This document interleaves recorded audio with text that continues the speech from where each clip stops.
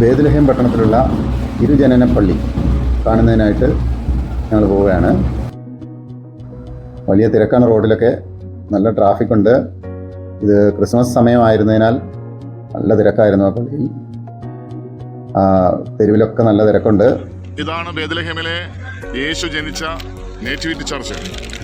ഇവിടെ ഇപ്പോൾ ക്രിസ്മസ് പ്രോഗ്രാമുകൾ നടന്നുകൊണ്ടിരിക്കുകയാണ്. ലൈവ് ടെലികാസ്റ്റ് ചെയ്യുകയാണ്. ഇവിടെ ഭയങ്കര തിരക്കാണ് ഈ സ്ഥലം. ഞങ്ങൾ പള്ളിക്കുള്ളിലേക്ക് കയറുന്നതിനായിട്ട് പോവാണ്. ഇവിടെ കുറച്ച് ദൂരം നടന്ന് വേണം പള്ളിക്കുള്ളിൽ എത്താനായിട്ട്. പള്ളിക്കുള്ളിലേക്ക് കയറുന്നത് ഏറ്റവും പുറമേയുള്ള വാതിൽ ഇടുങ്ങിയ വാതിലാണ്. നമ്മൾ ഓരോരുത്തരായി കുനിഞ്ഞു വേണം അകത്ത് കയറാനായിട്ട്. പള്ളിയുടെ സേഫ്റ്റിക്ക് വേണ്ടിയിട്ടാണ് അങ്ങനെ ചെയ്തിരിക്കുന്നത്. അകത്ത് കയറുമ്പോൾ വലിയ വാതിലുണ്ട്, പക്ഷെ എന്നാലും അതിൻ്റെ ഒരു കുറച്ച് ഭാഗം മാത്രമേ തുറന്നിട്ടുള്ളൂ. പക്ഷെ പള്ളിക്കുള്ളിൽ വളരെ വിശാലമായ സൗകര്യങ്ങളുണ്ട്.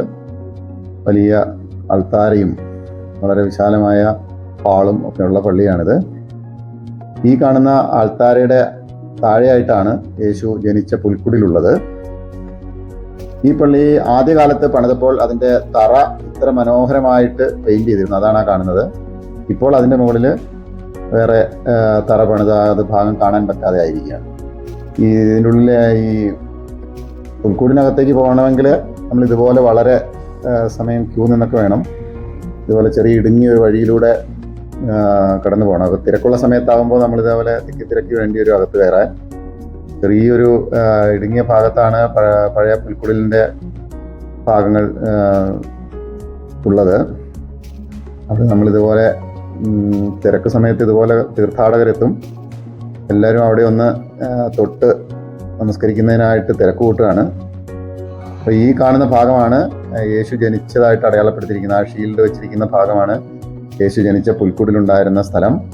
അവിടെ നമസ്കരിക്കുകയാണ്. ഇതാണ് ആ യേശു ജനിച്ച സ്ഥലം.